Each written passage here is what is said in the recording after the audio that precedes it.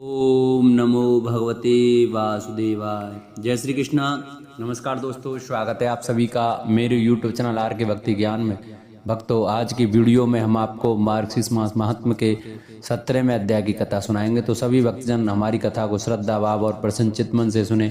जो भक्त हमारे चैनल पर नए आए हैं, जिन्होंने अभी तक हमारे चैनल को सब्सक्राइब नहीं किया है, वो हमारे चैनल को सब्सक्राइब करें, वीडियो को लाइक करें और कमेंट में जय श्री राधे जय श्री श्याम अवश्य लिखें। तो आइए भक्तों, हम अपनी कथा को प्रारंभ करते हैं। श्री भगवान ने कहा, हे श्रेष्ठ वार्ताकार, मैं आपके द्वारा पूछे गए प्रश्नों का निर्णायक रूप से तथा उचित क्रम में वर्णन तथा व्याख्या करूंगा, उसे ध्यान पूर्वक सुनिए। मार्गशीर्ष मास के स्वामी केशव हैं तथा उनके साथ कीर्ति भी हैं। उनकी पूजा पहले बताए अनुसार करनी चाहिए। ब्राह्मण को केशव तथा उसकी पत्नी को कीर्ति मानकर दंपत्ति को वस्त्र आभूषण तथा गाय देकर विधि पूर्वक सम्मानित करना चाहिए। हे प्रियतम, यदि दंपत्ति का आदर और पूजन किया जाए तो निसंदेह मेरी भी पूजा होगी। अतः दंपत्ति का आदर अवश्य होना चाहिए, इससे मुझे संतुष्टि मिलेगी। मुझे संतुष्ट करने वाले विभिन्न प्रकार के दान अवश्य देने चाहिए। वे हैं गाय, भूमि और विशेष रूप से सोना, वस्त्र, बिस्तर, आभूषण और मकान। ये दान अवश्य देने चाहिए, इनसे मुझे संतुष्टि मिलती है। सभी दानों में से 3 दान सबसे श्रेष्ठ माने गए हैं, अर्थात भूमि, गाय और विद्या। हे प्रिय, यदि ये तीनों दान कर दिए जाएं तो मुझे अपार प्रसन्नता होगी। इसलिए मार्गशीर्ष मास में मनुष्यों को ये 3 उत्तम दान अवश्य करने चाहिए। हे निष्पाप, मैंने पहले ही स्नान की विधि स्पष्ट रूप से बता दी है। यह निसंदेह पूजा, स्नान और दान की विधि है। जो मनुष्य पूरे मार्गशीर्ष मास में प्रतिदिन एक बार भोजन करता है और श्रद्धा पूर्वक ब्राह्मणों को भोजन कराता है, वह रोग और पापों से मुक्त हो जाता है।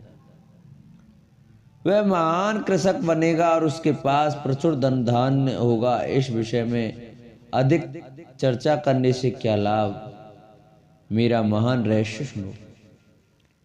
हे प्रभु, अग्निदेव और ब्राह्मण ये दोनों मेरे मुख हैं। ब्राह्मण नामक मुख सबसे श्रेष्ठ है, अग्निदेव उतना श्रेष्ठ नहीं है। हे पुत्र, जो होम ब्राह्मण के मुख से किया जाता है वह करोड़ों गुना पुण्यदायक होता है। जो अग्नि नामक है वह ब्राह्मण पर आश्रित है, ब्राह्मण स्वतंत्र है। चंद्रमा के समान श्वेत रंग की खीर जिसमें बहुत सारा चीनी और घी हो, ब्राह्मण के मुख में होम करके देनी चाहिए। हे पुत्र, इससे मुझे प्रसन्नता होती है। हे पुत्र, यदि तुम स्त्री और पुत्र आदि के सुख की कामना करते हो तो उत्तम मोदक, गोल पकौड़े, जंगली खजूर के रस और घी में तली हुई फेनिका से ब्राह्मण के मुख की पूजा करो, इससे मुझे प्रसन्नता होती है। मार्गशीर्ष मास में ब्राह्मण के मुख में उत्तम पके हुए चावलों से हवन करें, जिनकी चमक और सुगंध श्वेत कुमुदनी के समान हो, तथा साथ में मुद्रा, दाल और बहुत सारा स्वादिष्ट घी भी रखें। शिकर का एक प्रकार का मीठा व्यंजन, जिसे दूध और घी में खूब सारे सूखे खजूर, जिसे खारिक कहा जाता है, और कारा फल, चीनी, कपूर और नारियल की गिरी के साथ उबाला जाता है, सुबलता लाता है। हे चतुर्मुख, मार्गशीर्ष मास में ब्राह्मणों के निमित्त सुंदर एवं आकर्षण व्यंजन तथा अचार तैयार करने चाहिए। मधुर, शिखारिणी, दही, चीनी, मसाले आदि से बना व्यंजन, जिसे मराठी में श्रीखंड कहते हैं, तथा अन्य प्रिय वस्तुएं तैयार करनी चाहिए। हे पुत्र, ये सब वस्तुएं बनाने के बाद उसे ब्राह्मणों को बड़े आदर के साथ भोजन कराना चाहिए। वे जितना अधिक स्वादिष्ट भोजन खाते हैं उतना ही अधिक मुझे आनंद मिलता है। यह संसार में दुर्लभ बात है। अतः विभिन्न वस्तुओं को इस प्रकार तैयार करना चाहिए कि ब्राह्मण प्रसन्न हो। यदि वे प्रसन्न होंगे तो मैं भी निसंदेह प्रसन्न हो जाऊंगा। हे चतुर्मुख, विश्वास करो कि मैं तुमसे झूठ नहीं बोल रहा हूं। हे यशस्वी दाता, यह रहस्य मैंने तुम्हारे कल्याण के लिए कहा है। भले ही वे डांटें और मारें तो भी हे सम्मान देने वाले, वे मेरे प्रेम के कारण झुकने के योग्य हैं।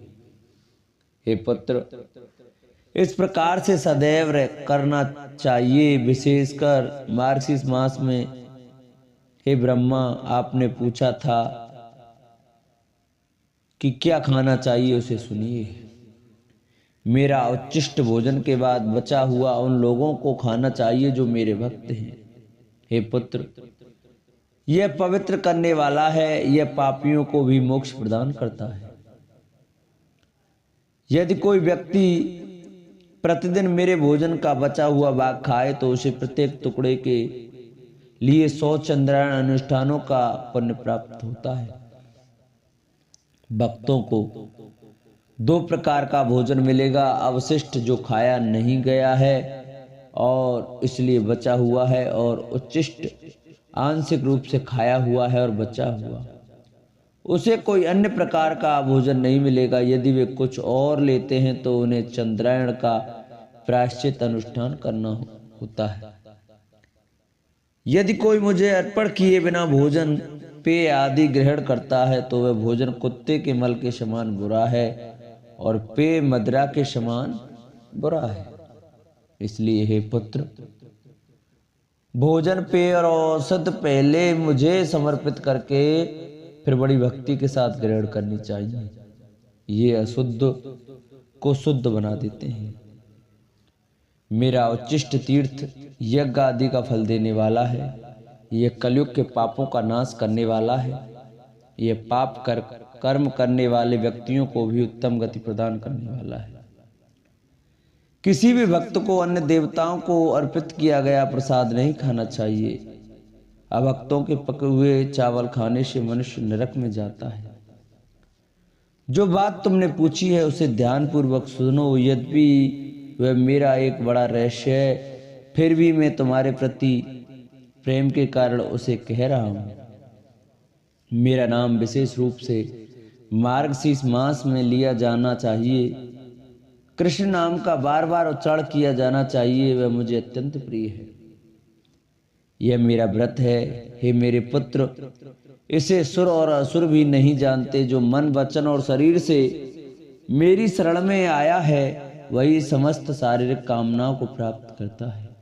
वह सबसे महान वैकुंठ को प्राप्त करेगा और मेरी प्रिय कमला भाग्य की देवी को भी प्राप्त करेगा। यदि कोई प्रतिदिन कृष्ण कृष्ण कहते हुए मेरा स्मरण करता है तो मैं उसे नरक से उसी प्रकार छुड़ा देता हूं जैसे कमल जल को चीर कर ऊपर आ जाता है। जो व्यक्ति केवल मनोरंजन के लिए कपट के कारण, मूर्खता, लोभ या कपट के कारण मेरी पूजा करता है वह मेरा भक्त है। उसे पश्चाताप नहीं करना चाहिए। हे पुत्र, वह मृत्यु निकट हो। यदि लोग कृष्ण कृष्ण का जाप करते रहें तो वे पापी होने पर भी कभी यम को नहीं देखेंगे।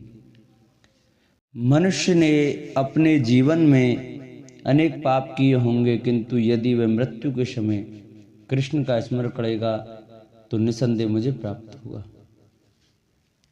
यदि कोई असाधुखी मनुष्य महान कृष्ण को नमस्कार है ऐसा वचन कहता है तो वह अविनाशी लोक को प्राप्त होता है।